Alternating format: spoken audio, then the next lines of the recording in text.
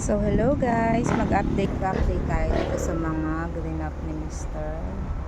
So ayan, buhay na. So, etong RS nito ay 21G peach, ay pink pala. So ang dugtong nito bali ay sakura at etong up ay hindi ko alam kung ano ito. Ito yung maganda. So halos buhay, healthy lahat sila.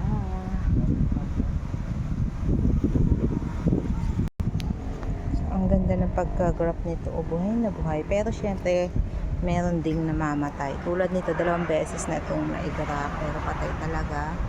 At ito naman yung nabuhay.